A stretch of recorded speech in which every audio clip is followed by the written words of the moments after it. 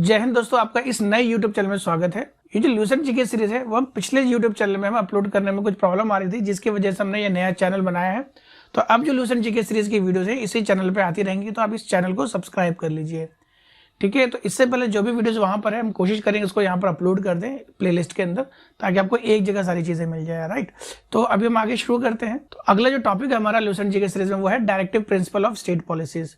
तो इससे related important MCQs हम लोग देखते हैं। अगर आपको इस वीडियो का पीडीएफ चाहिए तो हमारे टेलीग्राम ग्रुप को ज्वाइन कर लें। टेलीग्राम ग्रुप का जो लिंक है आपको हमारे इस वीडियो के डिस्क्रिप्शन में मिल जाएगा। आइए शुरू करते हैं। पहला क्वेश्चन देखते हैं। जो जुडिशरी और एग्जीक्यूटिव है इसके सेपरेशन के बाद इंडियन कॉन्स्टिट्यूशन में कहां पे किया जाता है? करेक्ट आंसर जाएगा that is option C, the directive principle of the state policies. अगर हम directive principle of state policy की बात करें, आर्टिकल 36 से लेकर के 51 तक जो आर्टिकल्स हैं ये डीपीएसपी का पार्ट है। अगर हम सेपरेशन ऑफ जुडिशरी की बात करें तो आप देख सकते हैं आर्टिकल 50 जो है हमारे कॉन्स्टिट्यूशन का, ये क्लियरली बताता है जो एग्जीक्यूटिव और जुडिशरी है उसके सेपरेशन की बात करता है। नेक्स्ट क्वेश्चन देखते हैं। नेक्स्ट क्वेश्चन में आपको बताना है डीपीएसपी के अकॉर्डिंग किस एज के चिल्ड्रन को free and compulsory education provide किया जाता है?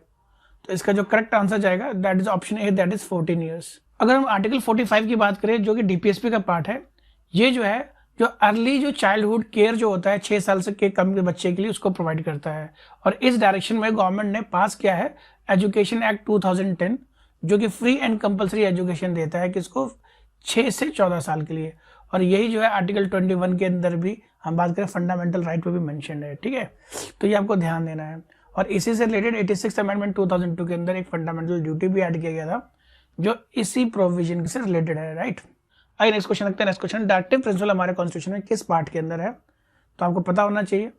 पार्ट थर्ड जो है आर्टिकल 12 से आर्टिकल 35, उसके बाद जो आता है आर्टिकल 36 से 51, और ये जो आता है पार्ट 4 में आता है। तो ऑप्शन सी जो होगा वो करेक्ट चला जाएगा। तो पार्ट 4 के अंदर हमारा जो डीपीएसपी है वो लाई करता है। और जो आर्टिकल की बात करें तो आर्टिकल 36 से 51, that will be the correct answer. और नेक्स्ट क्वेश्चन देखते हैं। नेक्स्ट क्वेश्चन है इसमें से कौन सा डायरेक्टिव प्रिंसिपल जो है वो डायरेक्ट इंपैक्ट करता है गांधीज मोरल फिलोसॉफी? जो गांधी जी की जो मोरल फिलोसॉफी है उसको डायरेक्टली इंपैक्ट करता है, और जिसको हम लोग गांधीयन प्रिंसिपल ऑफ डीपीएसपी भी कहते हैं। वो कौन कौन से आर्टिकल है मैं यहाँ पे लिख देता हूँ। Article 40, 43, 40B, 43B, 46, 47, 48। तो इनको जो है गांधीयन प्रिंसिपल भी कहा जाता है। तो देख सकते हैं equal pay for equal work जो है ये आर्टिकल 39 के अंदर मेंशन्ड है, ठीक है, जो कि गांधीयन प्रिंसिपल डीपीएसपी का पार्ट नहीं है।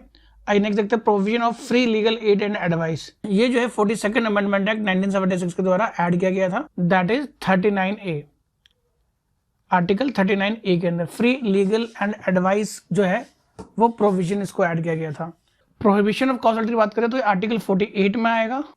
अब देख सकते हैं 48 हमारे यहाँ पे मैच करके जो गांधीयन प्रिंसिपल है डीपीएसपी का आर्टिकल 48, स्लॉटर ऑफ काउ जो है वो हमारा यहाँ पे आप देख सकते हैं। तो ऑप्शन सी जो होगा बेसिकली वो हमारा करेक्ट चला जाएगा।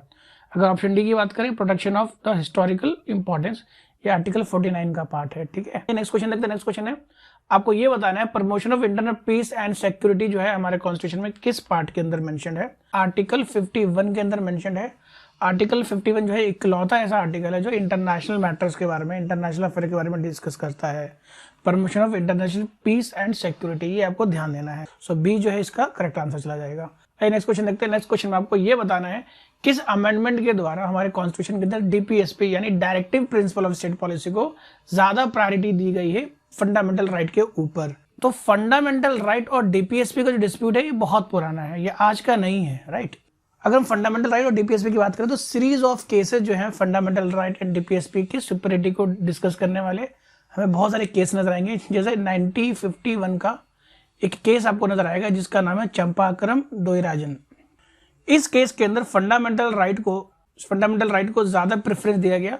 फिर 1951 के बाद आपको 1967 के अंदर एक केस नजर आएगा जिसको हम लोग कहते हैं गोलकनाथ का केस फेमस केस है, ठीक है, versus state of Punjab in the year of 1967। यहाँ पे भी फंडामेंटल राइट के बारे में बोला गया, इसको अमेंडमेंट नहीं किया जा सकता, जो कि सुप्रीम कोर्ट के खुद के जजमेंट शंकारी प्रसाद को रिवर्स किया गया था। फिर हम बात करें 1973 में एक फेमस केस था Kesavananda Bharati versus state of Kerala. Supreme court ने यह बोला कि कॉन्स्टिट्यूशन का कोई भी पार्ट जो है वो अमेंड किया जा सकता है बट बेसिक स्ट्रक्चर के साथ छेड़छाड़ नहीं हो सकता। फिर 1976 के अंदर 42nd अमेंडमेंट आता है। उस 42nd अमेंडमेंट के अंदर इस वर्डिक्ट्स को चेंज कर दिया जाता है, यानी डीपीएसपी को प्राइमेसी दी जाती है। फिर 1980 का एक फेमस केस आपने देखा होगा जिसको हम लोग कहते हैं मिनर्वा मिल केस। तो ये हमारा फाइनल केस है मिनर्वा मिल का, और इसी के बेस पे माना भी जाता है इसमें डीपीएसपी को सब ऑर्डिनेट माना गया है फंडामेंटल राइट का। क्लियरली यहाँ पे फंडामेंटल राइट को यहाँ पे प्रायोरिटी दी गई है। तो पूछा जाए किस अमेंडमेंट के द्वारा डीपीएसपी को जो है प्रायोरिटी दी गई थी, प्रेफरेंस दिया गया था, तो that is 42nd amendment act in the year of 1976। आइए नेक्स्ट क्वेश्चन देखते हैं। नेक्स्ट क्वेश्चन आपको ये बताना है इसमें से कौन सा जो है डायरेक्टिव प्रिंसिपल का पार्ट नहीं है, उसमें इंक्लूड नहीं होता। अगर हम बात करते हैं प्रोहिबिशन ऑफ लिक्वर, प्रोहिबिशन जो लिक्वर है ये हमारा आर्टिकल 47 का पार्ट है, ये डीपीएसपी का पार्ट है। राइट टू वर्क की बात करें तो आर्टिकल 41 में मेंशन है, ये भी डीपीएसपी का पार्ट है। Equal wages for equal work, ये भी आर्टिकल 39 के अंदर मेंशन है, तो ये भी डीपीएसपी का पार्ट है। बट राइट टू इन्फॉर्मेशन की बात करें, राइट टू इन्फॉर्मेशन जो है ये एक्चुअल में सुप्रीम कोर्ट ने अपने अलग अलग जजमेंट में ये आर्टिकल 19 एंड आर्टिकल 21 में रखा है, जो कि किसका पार्ट है, फंडामेंटल राइट का पार्ट है। आइए नेक्स्ट क्वेश्चन देखते हैं। नेक्स्ट क्वेश्चन आपको ये बताना है डायरेक्टिव प्रिंसिपल जो है वो एक चेक है जो कि बैंक के द्वारा पे किया जाता है अपने ही कन्वीनियंस के अकॉर्डिंग, ठीक है। तो ये स्टेटमेंट किसने दिया था, तो इसका जो करेक्ट आंसर जाएगा उसका करेक्ट आंसर है that is KT Shah, option D is correct. KT Shah क्या थे, इकोनॉमिस्ट थे, एडवोकेट थे, सोशलिस्ट थे, और ये हमारे कॉन्स्टिट्यूंट असेंबली के फॉर्मर मेंबर भी रह चुके थे, तो ये आपको ध्यान देना है। आइए हम लोग नेक्स्ट क्वेश्चन देखते हैं। आइए नेक्स्ट क्वेश्चन देखते हैं। नेक्स्ट क्वेश्चन है इसमें से आपको ये बताना है इसमें से कौन सा जो है वो डीपीएसपी का पार्ट है। The state shall endeavour to protect improvement environment, तो इन्वायरमेंट की अगर हम लोग बात करते हैं तो ये आर्टिकल 48 में ये मेंशन है, तो ये डीपीएसपी का पार्ट हो गया। ऑप्शन आप देख सकते हैं क्लियरली ऑप्शन ए करेक्ट चला जाएगा। अब हम बात करें ऑप्शन बी की बात करें यहाँ पे, तो ये इक्वालिटी की बात कर रहा है, article 14 that is fundamental right.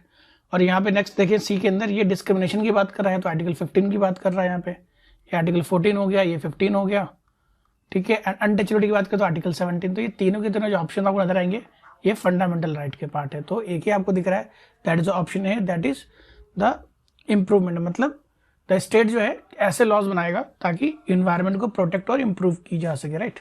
DPSP का काम ही यही होता है। आइए नेक्स्ट क्वेश्चन देखते हैं। नेक्स्ट क्वेश्चन आपको बताना है कि जो डायरेक्टिव प्रिंसिपल है वो किस नेचर का होता है, जस्टिसेबल होता है या नॉन जस्टिसेबल। तो क्लियरली बताएं ये नॉन जस्टिसेबल होता है। अगर स्टेट इसको फॉलो नहीं करती है तो आप कोर्ट नहीं जा सकते, राइट। बट फंडामेंटल राइट क्या होता है, जस्टिसेबल होता है। सो ऑप्शन बी जो होगा वो करेक्ट जाएगा इस केस में। तो डियर स्टूडेंट्स ये थे कुछ important question specially for DPSP, directive principle of state policies. हम अगली वीडियो में नेक्स्ट इंपॉर्टेंट टॉपिक से रिलेटेड इंपॉर्टेंट क्वेश्चंस लेकर के आएंगे।